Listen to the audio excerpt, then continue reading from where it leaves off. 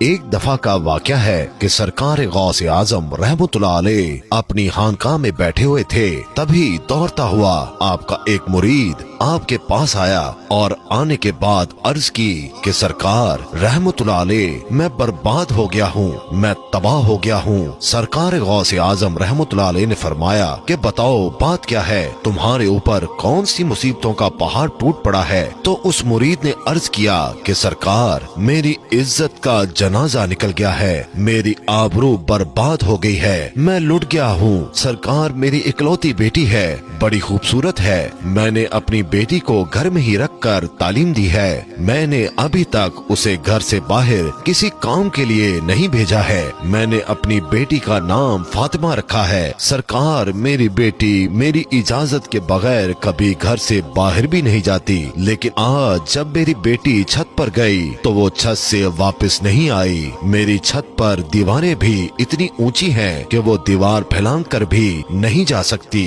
لیکن پھر بھی میں نے اپنے دل کو تسلی دیتے ہوئے اپنے آس پڑوس میں پتہ کروا لیا اور رشتہ داروں میں بھی پتہ کروا لیا ہے، مگر کہیں بھی میری بیٹی کا نام و نشان نہیں ملا ہے۔ سرکار غوث اعظم رحمتullah علیہ مجھے میری بیٹی چاہیے اور زندہ چاہیے۔ سرکار غوث اعظم رحمتullah علیہ نے فرمایا ٹھہر جاؤ، اور سرکار غوث اعظم نے اپنی آنکھوں کو بند کر لیا۔ چند ہی لمحوں کے بعد آنکھیں کھولیں اور اپنے اس مرید سے فرماتے ہیں اپنے دل کی بےتابی کو دور کر دو، تمہاری بیٹی آج ہی ملے گی اور زندہ ملے گی اور پوری عزت کے ساتھ ملے گی۔ پھر سرکار غوث اعظم رحمتullah علیہ نے فرمایا اے میرے مرید کیا تم جانتے ہو کرب کے ویرانے کو؟ تو اس مرید نے عرض کیا سرکار وہ تو بڑا بھیانک جنگل ہے، بڑا دہشت ناک جنگل ہے، دن میں بھی وہاں جاتے ہوئے ڈر لگتا ہے۔ تو حضور غوث اعظم رحمتullah علیہ نے فرمایا کہ تم کرب کے ویرانے میں چلے جاؤ، پہلا قلعہ چھوڑ دینا،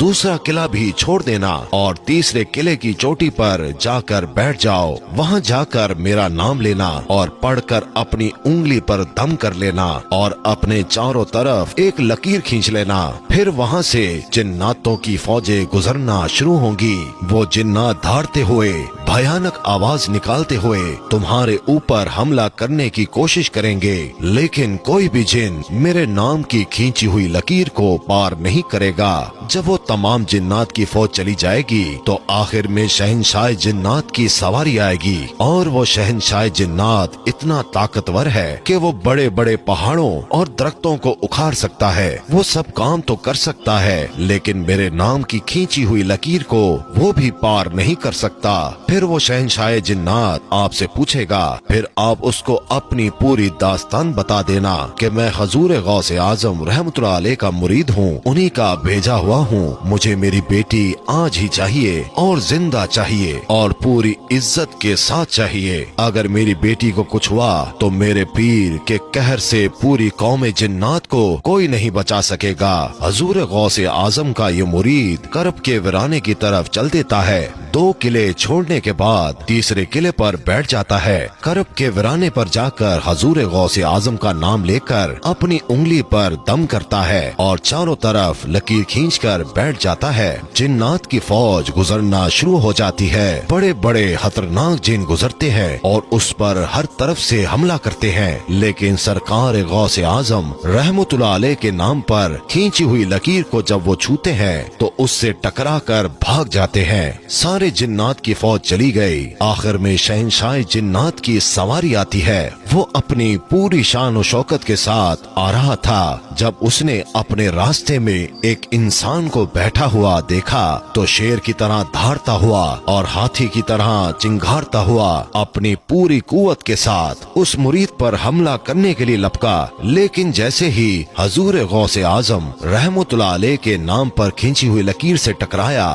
وہیں پر گھٹنے ٹیک کر بیٹھ گیا اور اس سے پوچھتا ہے کہ تم کون ہو اور کہاں سے آئے ہو، بات کیا ہے؟ حضور غوث اعظم رحمتullah علیہ کے مرید نے اپنا پورا مقدمہ پیش کیا کہ اے جنات کے بادشاہ، میں حضور غوث اعظم کا مرید ہوں، میری لڑکی چھت پر گئی تھی اور وہاں سے میری بیٹی غائب ہو گئی، کوئی جن اس کو اٹھا کر لے گیا ہے، مجھے میری لڑکی آج ہی چاہیے اور زندہ چاہیے اور عزت کے ساتھ چاہیے۔ جب شہنشاہ جنات जिन्नात ने हजूर गौसे आजम रहमतुल्लाह अलैह का नाम सुना तो अपनी फौज को वापस बुलाया और वापस बुलाने के बाद कहा कि ये हजूर गौसे आजम रहमतुल्लाह अलैह का मुरीद है, उसकी बेटी गायब हो गई है, कोई जिन उसे उठा कर ले गया है। तुम पूरी दुनिया के कोने कोने में फैल जाओ, समंदर की गहराइयों में उतर जाओ, कुओं की गहराइयों में उतर जाओ, पहाड़ों में वीरानों में तलाश करो, जंगलों में तलाश करो, आबादी में तलाश करो, जैसे भी हो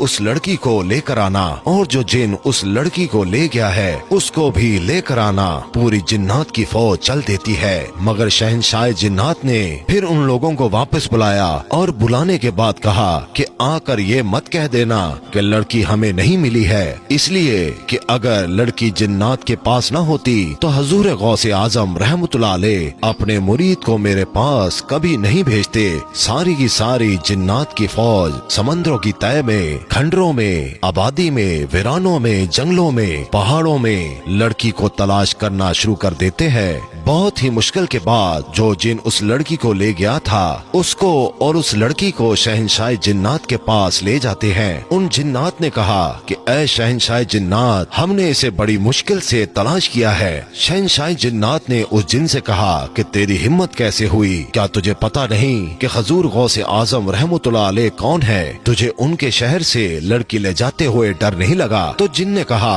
ऐ शहंशाह जिन्नात, मेरी इतनी हिम्मत तो नहीं थी, लेकिन मैं क्या करता, मैं हवा में उड़ता हुआ जा रहा था कि ये लड़की अपने मकान की छत पर इस अंदाज में खड़ी थी कि इसके बाल बिखरे हुए थे, इसका चेहरा खिला हुआ था और ये अपने नाजो अंदाज में खड़ी हुई थी। शहंशाह जिन्नात ने कहा कि तुमने पूरी कौम जिन्नात को खतरे में डाल दिया है। अगर शेख साहब जलाल में आ जाते तो पूरी कौम जिन्नात को पूरी दुनिया के किसी कोने में जगह न मिलती। और शहंशाह जिन्नात ने इतना कहकर एक जल्लाद जिन को बुलाया और उसको हुक्म दिया, इस जिन की गर्दन को जिसने इस लड़की को उठाया था धर से अलग कर दो, उसको कत्ल कर दो और उस लड़की को सरकार गौसे आजम रहमतुल्लाह अलैह के मुरीद के हवाले करके शहंशाह जिन्नात ने कहा, ये लो और शेख साहब की बारगाह में मेरा सलाम अर्ज कर देना और तुम्हारी बेटी आज ही पूरी इज्जत के साथ तुम्हें मिल गई है। शहंशाह जिन्नात इतना कहकर चल देता है। सरकार गौसे आजम रहमतुल्लाह अलैह के मुरीद ने आवाज दी कि ऐ शहंशाह जिन्नात, जरा हमारी बात तो सुनो।